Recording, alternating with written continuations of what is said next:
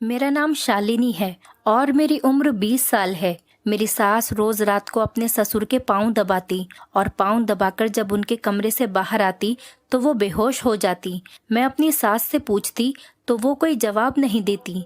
एक दिन दादाजी ने कहा कि अपनी सास को मेरे कमरे में भेजो। मैंने अपनी सास के कपड़े पहने, दुपट्टे से घूंघट लिया और दादाजी के कमरे में चली गई।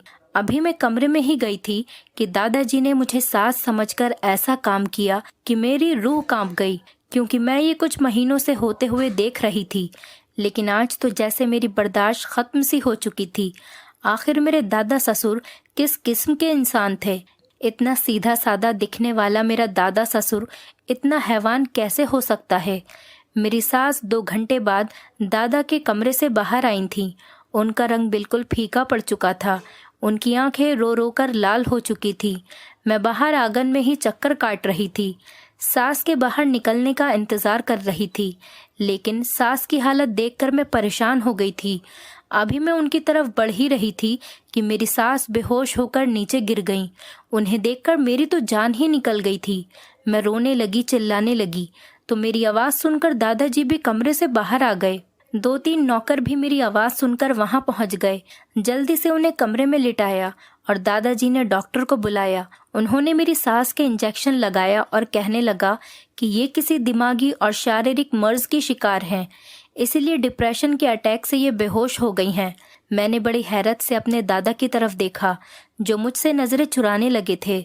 मुझे अपने दादा ससुर से नफरत सी महसूस होने लगी थी। 3-4 दिन में मेरी सास की तबीयत थोड़ी अच्छी हो चुकी थी। जब मैंने अपनी सास से पूछा कि दादाजी आपको कमरे में बुलाकर कहते क्या हैं, तो उनकी तबीयत फिर से खराब होने लगती थी। उनके चेहरे पर एक खौफ आ जाता था। वो ना में सिर हिलाने लगती और कहती कि वो कुछ नहीं कहते मुझसे। मुझे मेरी सास के चुप रहने पर गुस्सा आने लगा था।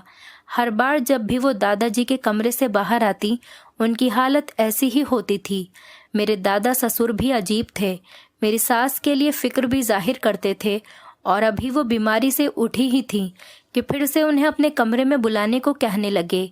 लेकिन इस बार मैंने सास को दवाई देकर सुला दिया और खुद अपनी सास के कपड़े पहनकर चादर से मुंह छुपाकर कमरे में चली गई।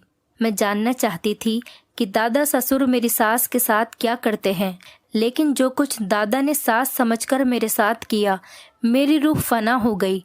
मेरे दादाजी गांव के मुखिया थे। पूरे गांव के लोग उनकी इज्जत करते थे। गांव के लोग उन्हें पसंद करते थे और उन्हें मुखिया जी कहकर बुलाते थे, क्योंकि वो इंसाफ करते थे। गांव के लोग उनसे बहुत खुश थे। मैं भी उनकी बहुत इज्जत करती थी।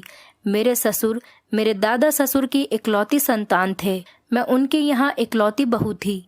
सब लोग मुझसे बहुत प्यार करते थे, लेकिन मेरे ससुर की मौत पर तो जैसे सब पर कयामत टूट पड़ी थी। अभी ससुर का गम कम न हुआ था कि दादी सास भी अपने बेटे के गम में परलोक सिधार गई थी। दादी के बाद अब दादा ससुर अकेले रह गए। मेरी सास का भी रो रो कर बुरा हाल था। मैं कभी सास को संभालती तो कभी दादा ससुर को। कुछ टाइम बाद मेरी सास ने अपने आप को काम में बिजी कर लिया था। मेरे दादा ससुर मुझसे और भी ज्यादा प्यार करने लगे थे। ससुर के बाद सारी जिम्मेदारियां फिर से दादा ससुर के कंधों पर आ गई थीं। जब भी वो गांव से वापस लौटते तो घंटों मेरे पास बैठकर मेरे ससुर की बातें सुनाते रहते थे और आंसू बहाते रहते थे। उन्हें मेरे ससुर से बहुत प्यार था और इतनी ही नफरत वो मेरी सास से करते थे। मैंने शुरू से ही अपने दादा को अपनी सास से बात करते हुए नहीं देखा। वजह ये थी कि मेरी सास उनकी बरादरी की नहीं थी और वो मेरे ससुर की पसंद की थी, और दादा अपनी दोस्त की लड़की लाना चाहते थे, लेकिन ससुर जी के सामने उन्हें सर झुकाना पड़ा। इसीलिए दादाजी मेरी सास को अच्छा नहीं समझते थे।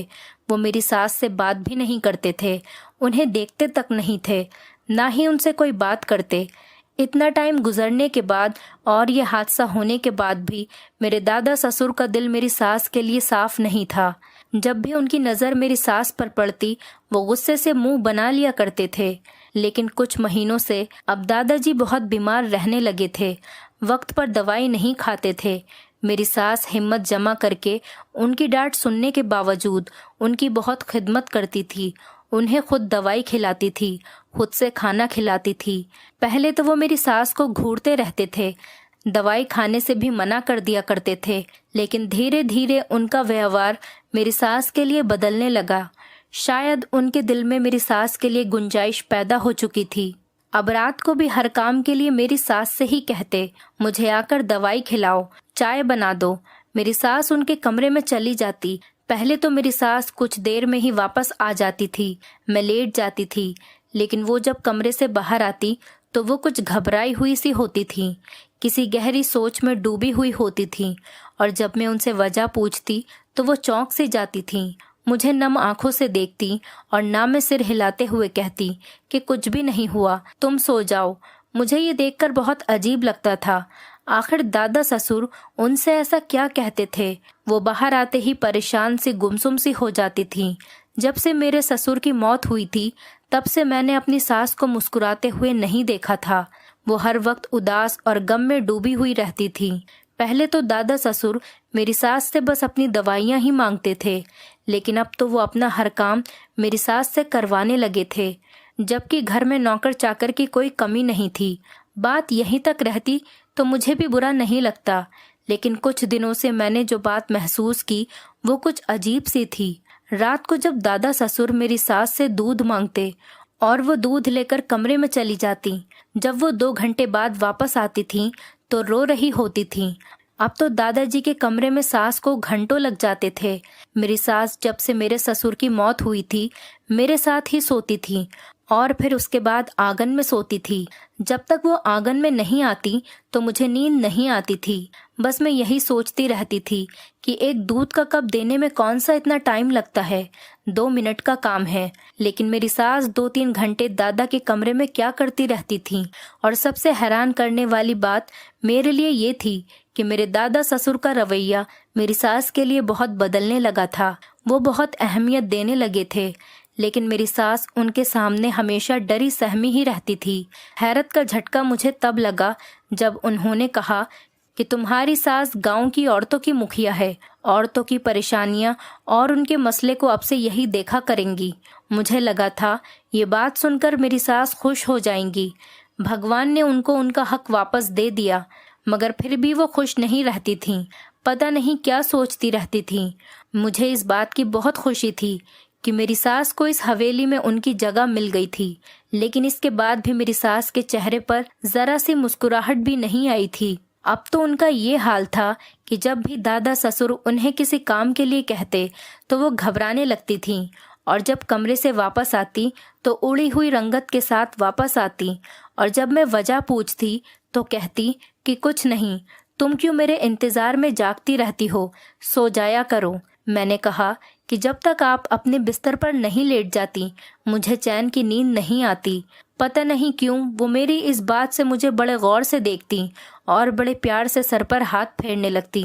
एक बार मेरी आंख किसी की सिसकियों की आवाज़ सुनकर खुली। मैंने देखा कि मेरी सास रो रही हैं। मुझे अब उनके रोने पर हैरत सी होने लगी थी, क्योंकि अब सब कुछ ठीक हो गया था। अब दादाजी भी उन्हें इज्जत देते थे। हम इस घर में बहुत खुश थे, हमें किसी चीज़ की कमी नहीं थी। अभी तो मैं दादाजी के इस दोगले व्यवहार की वजह से परेशान थी। एक बार मेरे दादा के भाई का बेटा हमारे घर आ गया। वो दूसरे देश से आया था। उसने मेरे ससुर की खबर सुनी तो वो मिलने के लिए आ गया। मेरी सास बहुत स्मार्ट और कम उम्र की औरत थी। कोई उन्हें मेरे साथ देखता तो मेरी बड़ी बहन ही बताता था।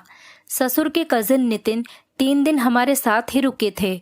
मुझे बहुत प्यार किया और कहने लगे कि तुम्हारे ससुर मेरे बहुत अच्छे दोस्त थे, तुम मेरी बेटी जैसी ही हो। वो मुझे अच्छे ही लग रहे थे, लेकिन खाने के दौरान वो मेरी सास की तरफ बार बार देख रहे थे और मेरी सास लगातार उनसे नजरें चुरा रही थी। लेकिन दादा अपने भतीजे के आने की खुशी में बहुत खुश दिखाई दे रहे थे। इन 3 दिनों में दादा ने सास को कमरे में भी नहीं बुलाया। एक बार उन अंकल को मैंने अपनी सास से जो बातें करते हुए सुना, मेरे होश उड़ने लगे थे। एक दिन जब मैं सोकर उठी तो मैंने देखा कि सास कमरे में नहीं थीं। वो अक्सर कबूतरों को दाना डालने चली जाती थीं। मेरे दादा ने बड़े से पिंजरे में अमेरिकन कबूतर पाल रखे थे, जिनका ख्याल सास ही रखती थीं। मैं उठकर बाहर आ गई, लेकिन पिंजरे के पास सास के साथ अंकल भी खड़े थे और वो कहने लगे, मैंने अब तक शादी नहीं की क्योंकि तुमसे मैंने सच्ची मोहब्बत की थी, लेकिन तुम्हारे पति की तुम्हारे लिए दीवानगी देखकर मैं पीछे हट गया। कभी भी तुम दोनों के बीच में आने की कोशिश नहीं की थी ताकि तुम्हारी जिंदगी अच्छी गुजर जाए। मेरी वजह से तुम्हारी जिंदगी में कोई परेशानी न आए, इसीलिए मैं यूरोप चला गया। लेकिन फिर जब मैंने अखिल की मौत का सुना तो मुझसे बर्दाश्त नहीं हुआ। मेरा कजिन होने के साथ साथ वो मेरा बेहतरीन दोस्त भी था। वहाँ कुछ महीने मैंने बीमारी में काटे हैं। मुझे अखिल का सदमा बर्दाश्त नहीं हो रहा था। फिर मुझे तुम्हारा ख्याल भी सताने लगा और अब भी सिर्फ तुम्हारे लिए ही वापस आया हूँ। तुम अगर इजाज़त दो तो मैं दादाजी से तुम्हारी बात करता हूँ। ये सब बातें सुनना मेरे लिए बहुत अजीब था, जिसकी खबर मुझे कभी भी नहीं थी। मैं ससुर जी के उस कजिन को पहली बार ही देख रही थी। बस ससुर से उनका जिक्र सुन रखा था। मेरी सास घबराकर बोली, भगवान के वास्ते ऐसा कुछ नहीं कहना। वो तो पहले ही मुझ पर शक करते रहे हैं कि मैं शहर की लड़की हूँ। कभी मैं उनके बेटे के साथ गांव में बस ही नहीं सकती। लेकिन मैंने चुपचाप अपनी सारी जिंदगी अखिल के प्यार के सहारे गांव में गुजार दी। कभी पलटकर शहर की दोबारा शक्ल भी नहीं देखी। मेरा बेटा अब जवान हो गया है, उसकी शादी भी हो गई है। वक्त बहुत आगे निकल चुका है। नितिन, यूनिवर्सिटी का दौर नहीं रहा कि मैं अपने फैसले बदलूं। आपने दोस्ती की खातिर अपनी मोहब्बत की कुर्बानी मांगी थी। मैंने बिना किसी सवाल के अखिल को अपना लिया। अब मैं आपसे उसी मोहब्बत का वास्ता देकर कह रही हूँ, मुझे अखिल की विधवा ही रहने दें और यहाँ से वापस चले जाएं और कभी दोबारा पलटकर नहीं आइएगा। ये कहकर सास वहाँ से चली गई। मैं ये सब कुछ छुपकर देख रही थी। वो अंकल भी वापस चले गए। मुझे मालूम तो कुछ नहीं था, लेकिन बातें सुनकर ये समझ में आ रहा था कि नितिन अंकल मेरे ससुर और मेरी सास एक ही कॉलेज में पढ़ते थे और मेरे ससुर की तरह शायद नितिन अंकल भी मेरी सास से मोहब्बत करते थे। लेकिन मेरी सास किसे पसंद करती थी और उन्होंने क्या कुर्बानी दी थी, ये मेरे लिए एक पहेली थी। मेरे दादा मेरी सास को बहुत अहमियत देते थे, लेकिन वो फिर क्यों रोती रहती थी। मेरी सास को मेरे ससुर से बहुत ज्यादा मोहब्बत थी, लेकिन फिर मैंने कुछ ऐसा देखा कि मेरे पैरों तले से जमीन निकल गई। सास मेरे दादा ससुर को चाय देने गई थी। मेरे सुबह से सर में दर्द हो रहा था। मैंने सोचा कि मैं भी दादा ससुर से सर दर्द की दवा ले लेती हूँ, क्योंकि उनके पास सारी दवाइयाँ रहती थीं। लेकिन जैसे ही मैंने दादा ससुर के कमरे का दरवाज़ा खोला, जो मंजर मैंने अपने सामने देखा तो मेरे तो होश ही उड़ गए थे। मेरे दादा मेरी सास के साथ मैं उल्टे कदम वहाँ से लौट आई थी। वो दोनों मुझे नहीं देख पाए थे, लेकिन जो कुछ मैंने अपनी आंखों से देखा, मैं बेयकीन सी थी। मेरा दिमाग पूरे तरीके से खराब हो चुका था कि ऐसा कैसे हो सकता है, और पता नहीं क्यों मेरी आंखों से आंसू बहने लगे।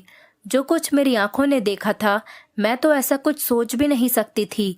मैं अपनी सोच को बदलने की कोशिश कर रही थी कि हो सकता है कि मेरी नज़रों का धोखा हो, क्योंकि कभी कभी ऐसा भी होता है कि जो हमारी आंखें देखती हैं वो होता नहीं है, और जब सच सामने आए तो हमारी आंखों के देखने के अंदाज पर हमें अफसोस होने लगता है। जब मेरी सास रात को अपने कमरे में आई तो वो अपने आंसू साफ कर रही थी। मैं अपनी सास के कमरे में गई और मैंने उनसे पूछा कि आप जब भी दादा ससुर के कमरे से आती हैं तो रोती क्यों हैं। तो वो कहने लगी, समझ लो कि मेरी किस्मत ही ऐसी है। मैं नहीं जानती थी कि वो मुझसे सच क्यों नहीं कह रही, क्योंकि मैंने जब कमरा खोला था तो वो मेरी सास से कह रहे थे कि अगर उन्होंने मेरी बात नहीं मानी तो वो मेरी सास को घर से धक्के देकर निकाल देंगे। मेरी सास उनके सामने हाथ जोड़ रही थी। वो कह रही थी कि वो जो करना चाहते हैं सही नहीं है। मैं उनके बेटे की बहू हूँ। आप मेरे साथ कैसे ये जुल्म कर सकते हैं। आप मेरे बाप की जगह हैं और आप मुझे इस घर में एक कोने में पड़ा रहने दें। मेरे इनकार करने पर आप मुझे इस घर से निकाल देंगे तो मैं कहाँ जाऊंगी। मेरी सास खूब रो रो कर मेरे दादाजी से भीख मांग रही थीं। इससे ज्यादा मेरे दिमाग में कुछ नहीं आया और कुछ सुनने की गुंजाइश भी नहीं थी। मैं वापस कमरे में लौट आई थी। जिस तरह की बातें मैंने सुनी थी और जिस तरह मेरे दादा ससुर मेरी सास पर मेहरबान थे, मैं गुमसुम सी हो चुकी थी। जिस ख्याल ने मेरे अंदर से जान निकाल दी थी, अभी मैं इस उलझन से नहीं निकली थी कि मेरे घर की नौकरानी ने मेरे शक को यकीन में बदल दिया था। वो कहने लगी कि मुखिया जी जैसे नजर आते हैं वैसे बिल्कुल भी नहीं हैं। वो बहुत रंगीन मिजाज के इंसान हैं। जवानी में तो और औरतों से ताल्लुकात भी थे। आप लोगों की नज़रों में शरीफ बने फिरते हैं, लेकिन अगर इस उम्र में भी मौका मिले तो छोड़ते नहीं। भगवान बचाए ऐसे लोगों से। ये सुनकर तो मुझे गुस्सा आने लगा और अफसोस भी होने लगा कि क्या सरदार जी रिश्तों की मर्यादा भी भूल गए हैं। मुझे अपने दादा ससुर से नफरत सी महसूस होने लगी थी। अब जब भी मेरी सास दादाजी के कमरे में जाती तो मैं बेचैन सी होने लगती थी। एक दिन मेरी सास ने बंद लफ्जों में कहा कि तुम अपने दादा ससुर से दूर ही रहा करो। मैं इस बात पर चुप सी हो गई। अब तो मुझे सच में मुखिया जी के किरदार पर शक होने लगा। फिर एक बार मैं आंगन में बैठी थी तो दादा ससुर किसी से फोन पर बात कर रहे थे कि किसी की शादी पर तब आऊंगा जब नाचने गाने का इंतजाम होगा। तुम तो जानते ही हो मैं अपनी उम्र को नहीं देखता, मेरा दिल तो अभी भी जवान है। वो हंसते हुए अपने दोस्त से अपनी घटिया आदत का जिक्र कर रहे थे। उनको ऐसी बातें मेरे सामने करते हुए भी शर्म नहीं आ रही थी। मैं गुस्से में वहां से उठकर चली गई। और फिर दादाजी एक दिन मेरे पास आए और कहने लगे कि मेरी ख्वाहिश है कि तुम इस गद्दी पर बैठो। मैं तुम्हें बहुत कुछ बनाना चाहता हूँ। तुम्हारे ससुर और तुम्हारे पति की तरह तुम्हें घर का चूल्हा चौका करता देखना नहीं चाहता। और दूसरी बात यह है कि इस हवेली में कमरों की कमी नहीं है। तुम क्यों हर वक्त अपनी सास के साथ साथ रहती हो?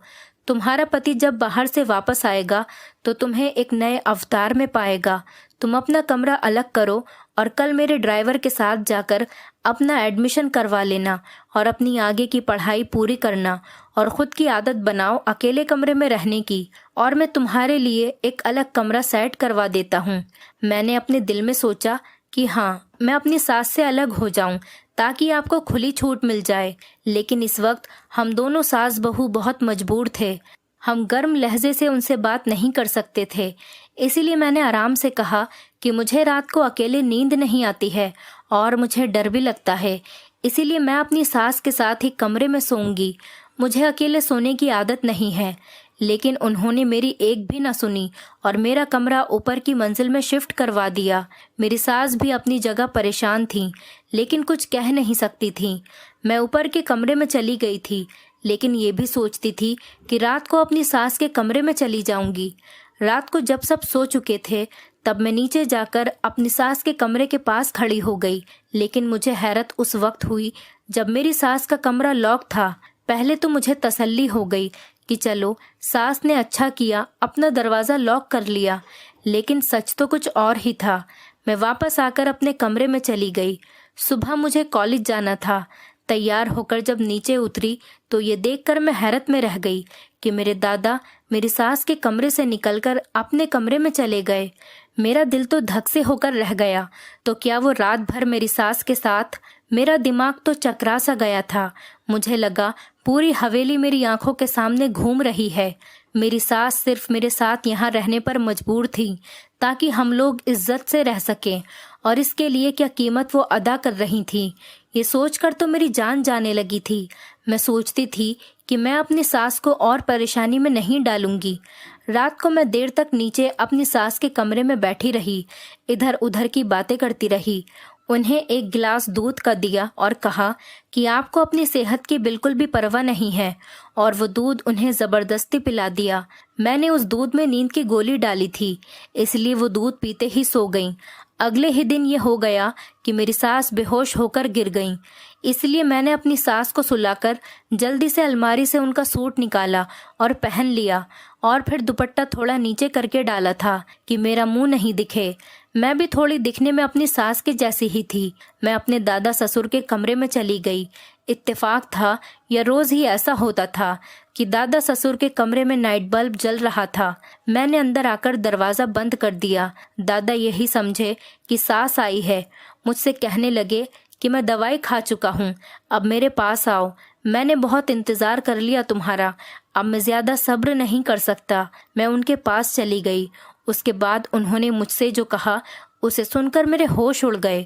कुछ देर बाद मैं और मेरी सास उनके सामने बैठे थे और दादा हम दोनों को गुस्से से देख रहे थे और कह रहे थे, मैं सोच भी नहीं सकता था कि तुम मेरे साथ ऐसा करोगी। मैं शर्मिंदा होकर अपनी नज़रें झुकाए बैठी थी। जब मैं उनके कमरे में गई थी तो उन्होंने मुझे मेरी सास समझकर ये कहा कि मैं उनकी बात का जवाब हाँ में दूं। वो मेरी सास की दूसरी शादी अपने भतीजे से करवाना चाहते थे। कहते थे कि नितिन अंकल घर से जाने से पहले दादाजी को सारी बात बता के गए थे। दादा का भी यही कहना था कि मेरी सास इतनी बूढ़ी भी नहीं हुई कि मेरे ससुर के नाम पर विधवा बनकर अपनी पूरी जिंदगी बिता दे, क्योंकि आज नहीं तो कल मेरे पति भी मुझे यहाँ से दूसरे देश ले जाएंगे। उनका कहना था कि वो अब बीमार रहने लगे हैं और उनके मरने के बाद कहीं मेरी सास फिर से बेसहारा न हो जाए, क्योंकि मेरी सास दूसरे देश जाना नहीं चाहती थी। वो यहीं अपने देश में ही रहना चाहती थी और मेरे पति बाहर काम करते थे और वो आज या कल मुझे बाहर लेकर चले जाते तो वो यहाँ पर किसके साथ रहती। इसीलिए वो अपनी जिंदगी में ही मेरी सास की दूसरी शादी करवा देना चाहते थे। इसीलिए जब मेरी सास उनके कमरे में उनको दूध देने जाती तो वो इसी बात पर बहस करते थे। मेरी सास मेरे ससुर से बहुत प्यार करती थी, इसीलिए दूसरी शादी पर राजी नहीं हो रही थी। मेरे दादा ससुर मुझे ताज्जुब से देख रहे थे। सास के कपड़ों में मुझे देखकर वो आग बबूला हो गए। जब उन्होंने मुझसे पूछा कि मैं क्यों इस होलिये में आई हूँ तो मैंने उन्हें सब कुछ बता दिया जो मैं सोच रही थी। ये सुनकर दादाजी का चेहरा गुस्से से लाल हो गया। उन्होंने मुझे इतनी तेज आवाज से डांटा कि आवाज पूरी हवेली में गूंजने लगी। सास भी उठकर दादा के कमरे में आ गई। जब उन्हें पता चला तो उन्होंने मेरे मुंह पर थप्पड़ मार दिया कि तुझे शर्म नहीं आई ये सब कुछ सोचते हुए, और मैं गर्दन झुकाए बैठी रो रही थी। मेरे दादा ने आखिर मेरी सास की शादी अपने भतीजे से करवा ही दी, इसीलिए ही मुझे उनसे दूर रहने को कहते थे। मुझे खुद पर अफसोस होने लगा था कि मैं क्या सोच रही थी। मेरी सास विदा होकर नितिन अंकल के घर चली गईं। मेरी सास अंकल से ही मोहब्बत करती थी, लेकिन जब मेरे ससुर ने मेरी सास को देखा तो उन पर फिदा हो गए थे और दीवानों की तरह उन्हें चाहने लगे थे और नितिन अंकल से कहने लगे कि अगर उन्हें ये न मिली तो वो मर जाएंगे। इसीलिए नितिन अंकल ने भी अपनी दोस्ती की खातिर अपनी मोहब्बत कुर्बान कर दी थी और मेरी सास से कहा कि वो मेरे ससुर से शादी कर लें, वरना वो अपनी जान ही न गवा बैठे।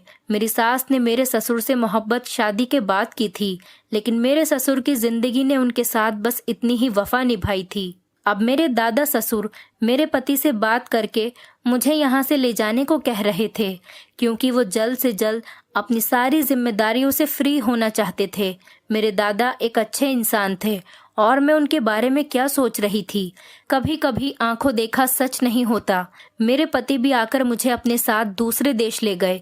दोस्तों, उम्मीद करती हूँ आपको हमारी कहानी पसंद आई होगी। कहानी पसंद आई है तो वीडियो को लाइक करें, चैनल पर नए हैं तो चैनल को सब्सक्राइब करें और हाँ, नोटिफिकेशन बेल को ज़रूर दबाएं ताकि अगली अपडेट सबसे पहले आपको मिले।